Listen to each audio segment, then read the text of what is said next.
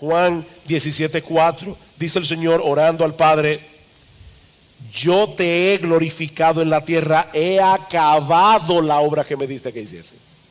Él está a punto de morir, dice: yo he acabado la obra. Tú me diste una obra, tú hiciste un plan de salvación. El hombre se rebeló contra Dios en su incredulidad, pero Dios tomó la determinación de no dejarlo en esa condición, aunque eso le costara la muerte de su hijo. Y lo que Jesús está pidiendo en esta oración, por eso le decía al principio que la oración es un misterio, y más la oración de Dios el Hijo con Dios el Padre. Porque Jesús le está pidiendo a Dios en oración: Señor, cumple tu propósito. Tú me enviaste con un propósito de salvación. Y yo sé, Señor, que ese propósito me llevará a la cruz. Yo sé, Señor, que ese propósito producirá que en unas pocas horas yo voy a ser arrestado, yo voy a ser escupido, yo voy a ser golpeado, vilipendiado, coronado con una corona de espinas. Yo voy a sufrir el martirio de la cruz, pero Señor, mi petición es: cumple tu voluntad. Cumple tu voluntad, aunque yo sufra por eso. Versículo 5. Ahora pues, Padre, glorifícame tú al lado tuyo después de la cruz, después de la resurrección y su ascensión a los cielos. Glorifícame tú al lado tuyo con aquella gloria que tuve contigo antes de que el mundo fuese. Hay dos cosas evidentes en este versículo. La primera es que Jesús no comenzó su existencia cuando nació de la Virgen María en la aldea de Belén, porque Él está hablando de algo que Él tenía antes de la fundación del mundo, junto con el Padre. Pero en segundo lugar, Él es el eterno Hijo de Dios, lleno de gloria, lleno de majestad. Pero lo segundo que este texto nos enseña es que algo sucedió con esa gloria de Jesús al hacerse hombre, porque Él le está pidiendo al Padre que le glorifique de nuevo con aquella gloria que tuvo junto a Él antes de que el mundo fuese. Eso no significa que Jesús dejara de ser Dios cuando se hizo hombre, pero la naturaleza humana de Jesús fue como un velo que ocultó temporalmente el brillo de su gloria. O sea, el Dios de gloria, el que hizo todas las galaxias, el Todopoderoso, se hizo hombre. Y si tú hubieras estado en Jerusalén en los días de Jesús y hubieras visto a Jesús con los discípulos, tú no hubieras distinguido quién es Él, porque Jesús se hizo hombre común y corriente. Él ocultó el brillo de su gloria con el velo de su humanidad. El himno de Wesley: gloria al verbo encarnado en humanidad velado. Gloria al verbo encarnado en humanidad velado. ¿Ustedes recuerdan lo que sucedió en el monte de la transfiguración en Mateo 17? Que dice que el Señor Jesucristo tomó a Pedro, a Juan y a Santiago y se fue a un monte alto y se transfiguró delante de ellos, y dice que resplandeció su rostro como el sol y sus vestidos se hicieron blancos como la luz. ¿Saben qué fue lo que ocurrió en ese momento? Que por unos minutos Jesús permitió que el velo de su humanidad no ocultara el brillo de su gloria, y Pedro casi se vuelve loco. Se puso a hablar disparate en el monte. Digo, eso no lo digo yo, no es una ofensa. La Biblia dice que él está hablando disparate. Porque, ver el brillo de la gloria de Jesús por un momentito fue demasiado para el apóstol Pedro. Y mis hermanos, esa fue la gloria que nuestro bendito Señor y Salvador Jesucristo estuvo dispuesto a dejar a un lado para venir a salvarnos.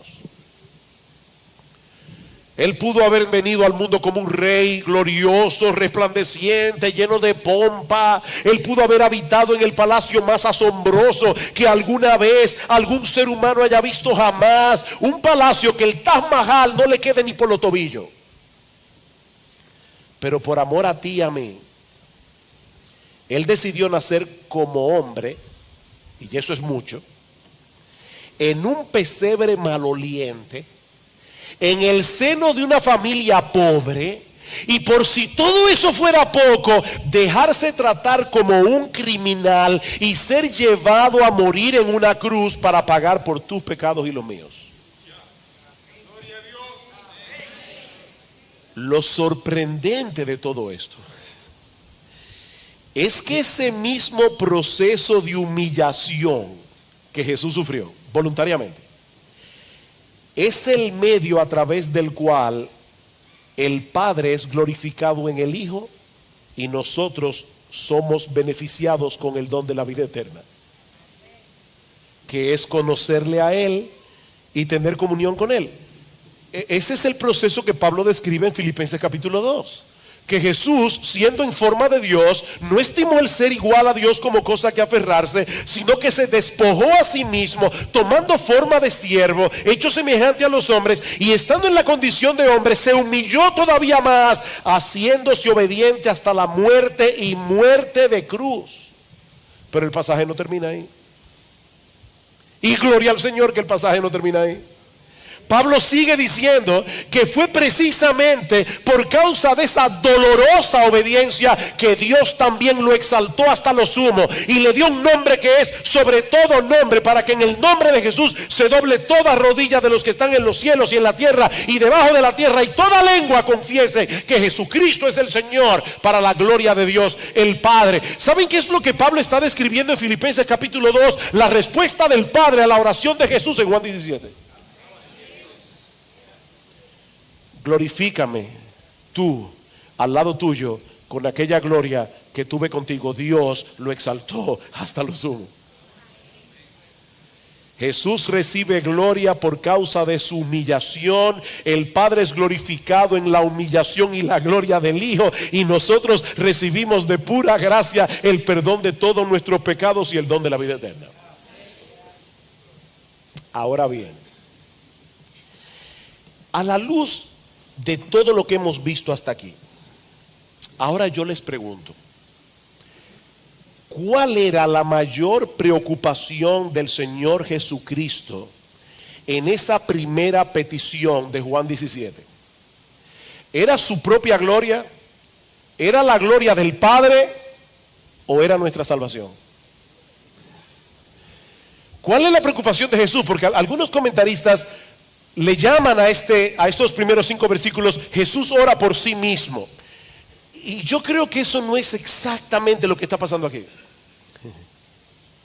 ¿Cuál era la preocupación de Jesús? ¿Era su propia gloria? ¿Era la gloria del Padre? ¿O era nuestra salvación?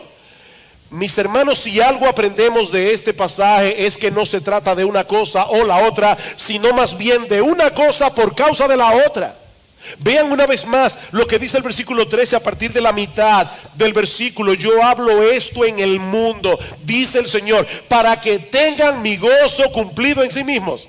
Yo hago, Padre, esta oración privada a ti, audiblemente, porque yo quiero que ellos la escuchen. Yo quiero que Juan la escriba inspirado por el Espíritu Santo. Yo quiero que mis hijos a través de toda la historia sepan que yo te pedí eso a ti, para que tengan mi gozo cumplido en sí mismos.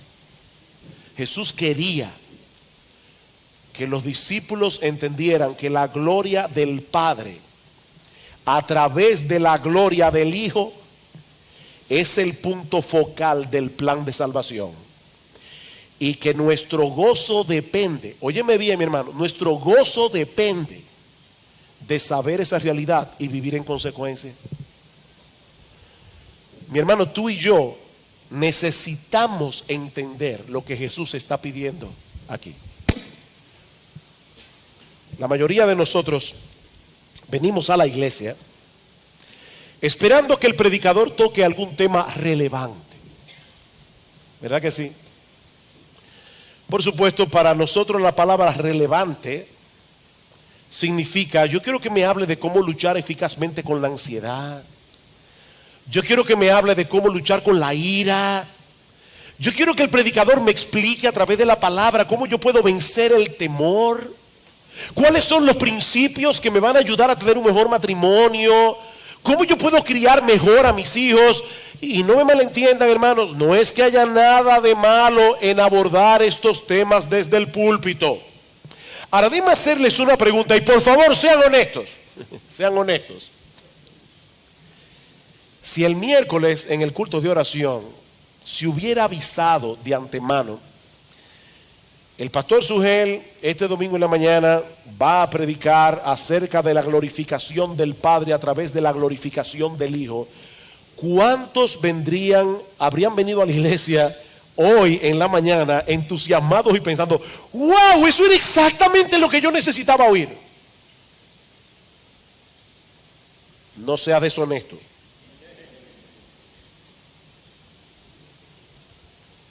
¿Saben qué, mis hermanos?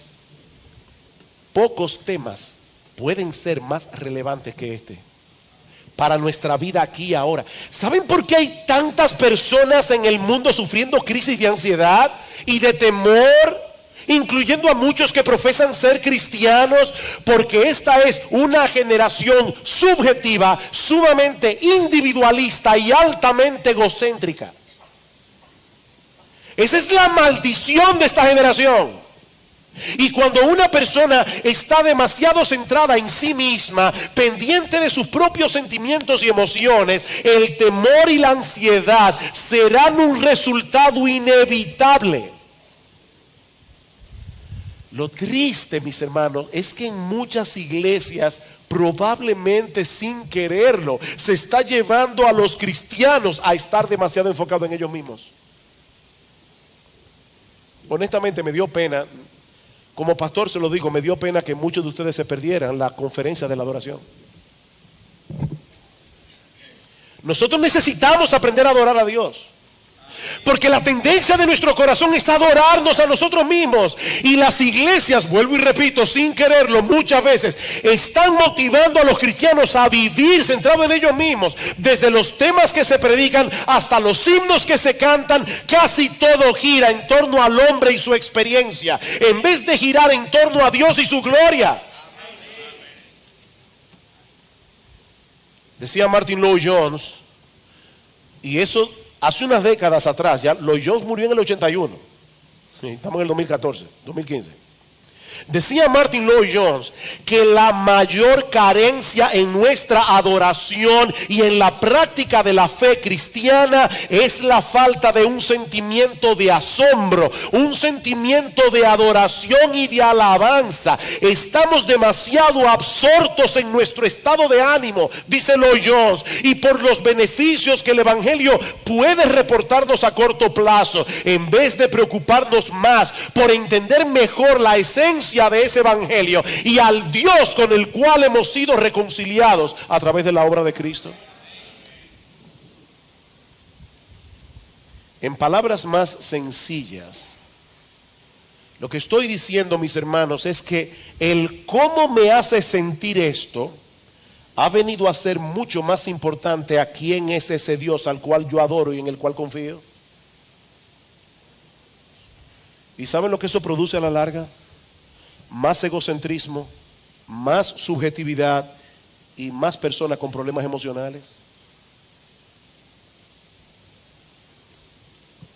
Miren, mis hermanos y amigos que están aquí en esta mañana, nuestro ego es un eje demasiado débil para hacer girar toda nuestra vida en torno a él.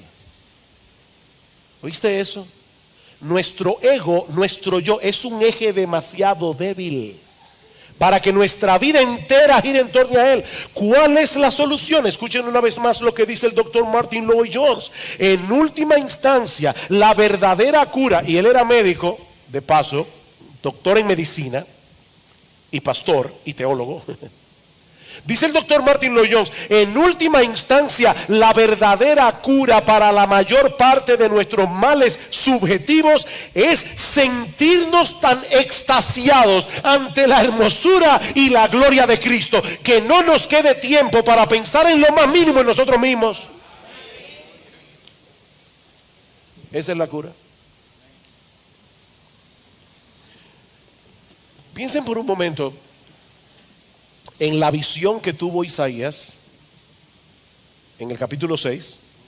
Yo sé que Bill Brandenstein habló de ese pasaje el domingo pasado.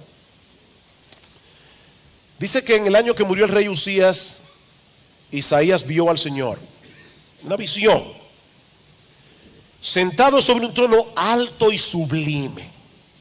Sus faldas llenaban el templo, Por encima de él había serafines.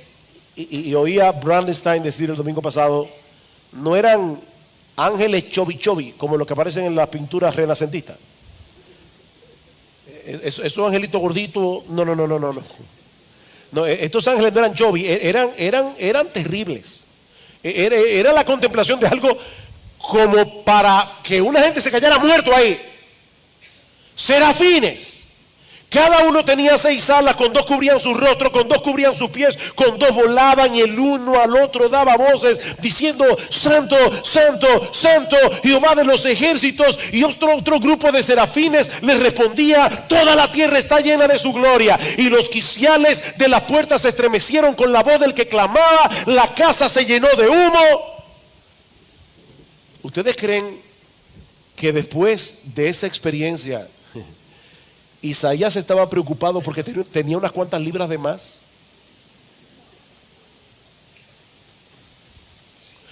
¿O porque llegó al templo el sábado y un hermano le pasó por al lado y no lo saludó?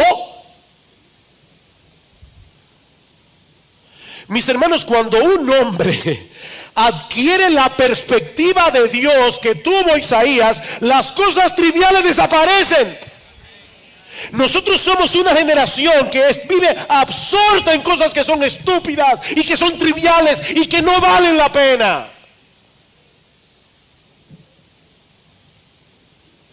Por eso es tan importante colocar esta oración en su contexto.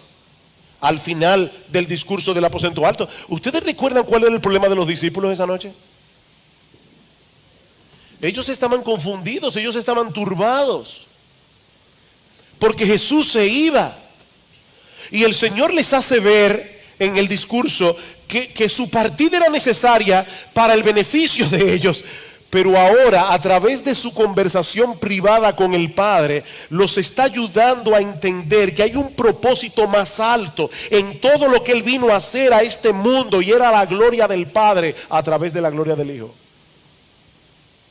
Es de eso que se trata todo esto.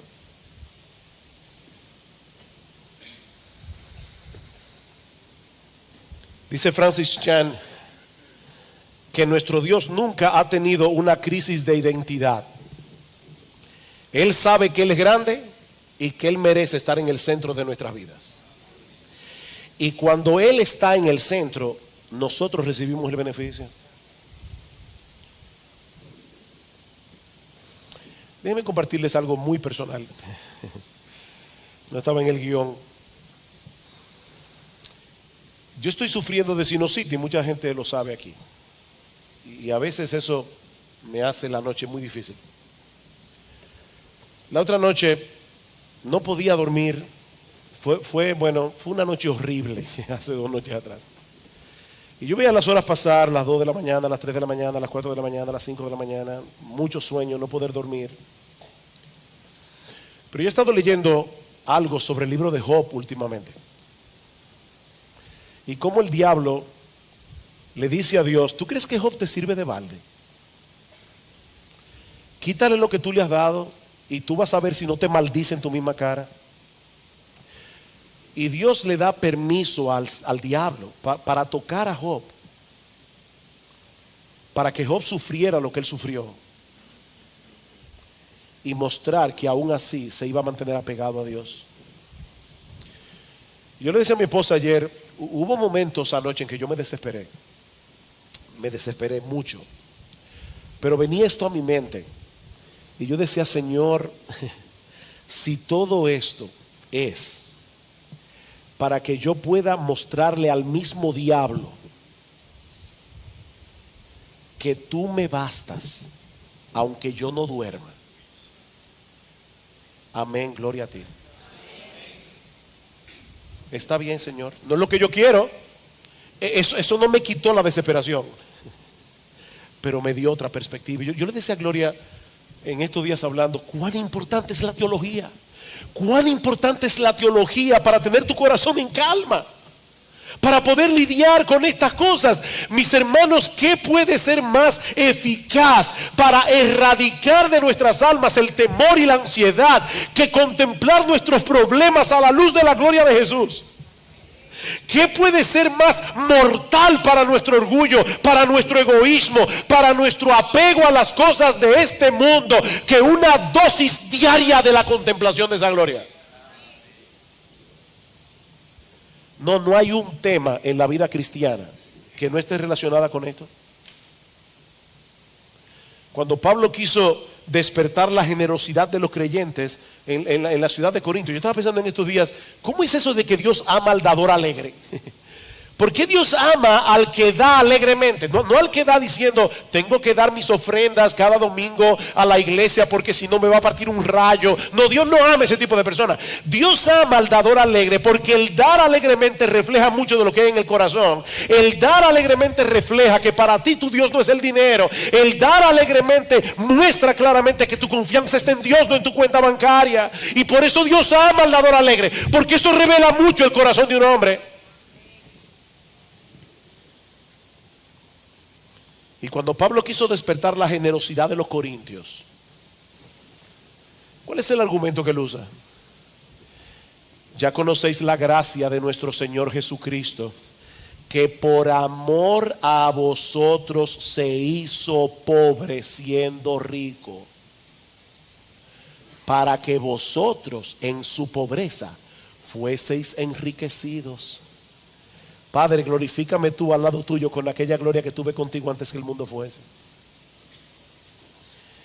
Para lidiar con el problema del orgullo en la iglesia de Filipos y las divisiones que el orgullo produce en la iglesia, ¿cuál es el ejemplo que Pablo pone delante de nosotros? Haya pues en vosotros este sentir que hubo también en Cristo Jesús, el cual siendo en forma de Dios no estimó el ser igual a Dios como cosa que aferrarse, sino que se humilló a sí mismo, haciéndose obediente hasta la muerte y muerte de cruz. Queridos hermanos, nuestra mayor necesidad como creyentes es poseer una perspectiva cada vez más clara y más profunda de la gloria, la hermosura y la majestad de nuestro gran Dios y Salvador Jesucristo. Eso es lo que más tú y yo necesitamos. Cuando esa gloria es colocada en el lugar que le corresponde, entonces y solo entonces podemos comenzar a disfrutar la vida en abundancia que Cristo compró para nosotros en la cruz del Calvario. ¿Qué aprendemos entonces de esta oración de Jesús con respecto a nuestra oración? Que al igual que Él, debemos pedirle al Padre que cumpla sus propósitos en nuestras vidas, que se haga su voluntad en la tierra tal como se hace en el cielo, aunque eso implique temporalmente dolor y aflicción para nosotros. Alguien me comentaba el otro día que había escuchado a un predicador, un gran predicador, preguntarle a la congregación: si el Señor te concediera una petición con la seguridad de que te la va a responder, ¿cuál sería? Y dice que este predicador, yo lo conozco, es un predicador enérgico, le dio unos segundos a la congregación para pensar en la respuesta, y después le dijo: no, no pidan por la salvación de su esposo y de su esposa y de sus hijos, no pidan por salud, pídanle a Dios que se haga su voluntad. Si Dios te dijera, dame una petición, ¿sabes cuál sería esa sola petición? Señor, que se haga tu voluntad y no la mía, porque es en esa voluntad que tú serás glorificado y mi alma será beneficiada, no importa lo que pase. Porque no hay un lugar más seguro en el centro de la tierra que estar en el centro de la voluntad de Dios. Y no es que no pidamos cosas particulares. Yo estoy hablando, si te dijeran, dame una petición: Señor, que se haga tu voluntad. Señor, que se haga tu voluntad y no la mía. Oh Dios, líbrame de que se haga mi voluntad. Dios recibirá gloria cuando se haga su voluntad. Y créeme, nosotros seremos grandemente bendecidos. Pero no quisiera concluir sin traer unas palabras de aplicación a cualquier persona que pueda estar visitándonos en esta mañana y que no haya recibido aún el perdón de sus pecados y el don de la vida eterna por medio de la fe y del arrepentimiento. Mi amigo, no olvides, estar desconectado de Cristo es estar desconectado de Dios. Y estar desconectado de Dios es estar alejado de la fuente de todo bien. Sin Él no hay vida. es estar alejado de la fuente de todo bien, aquí ahora, y recibir al final de tus días una condenación de miserias sin fin. Pero Cristo vino al mundo a restaurar nuestra comunión con Dios por medio de su muerte en la cruz del Calvario, para que todo aquel que en él cree no se pierda, mas tenga vida eterna. Esa es la dádiva de Dios. Ese es el regalo que Dios ofrece en el evangelio de pura gracia y que se obtiene únicamente por medio de la fe. Mi amigo, no continúes viviendo de espaldas a Dios, haciendo tu voluntad, procurando tu propia gloria, cuando el Señor te ofrece hoy por medio de Cristo el perdón de todos tus pecados y el don de la vida eterna, gratuitamente por gracia, por medio de la fe. Oh, que el Señor bendiga su palabra en esta mañana, trayendo a muchos con cuerdas de amor a la cruz del Calvario, para la gloria del Padre en la glorificación del Hijo. Vamos a orar. Padre, nosotros queremos darte gracias. Oh Señor, cuán sorprendente es oír esta conversación entre tu Hijo y tú. Gracias, Padre, por hacernos partícipes de esa conversación privada. Gracias porque tu Espíritu Santo quiso que nosotros supiéramos lo que Jesús pidió esa noche antes de su crucifixión. Ayúdanos, Señor, a vivir para tu gloria. Ayúdanos, Señor, a colocar la gloria de tu Hijo en el centro de nuestras vidas. Ayúdanos a cultivar esa preciosa relación que Cristo compró para nosotros contigo con el precio de su sangre. Alabado sea tu nombre, Señor. Qué gran Dios eres tú. Aplica tu palabra, Señor, en esta mañana, porque te lo pedimos en el nombre de Jesús.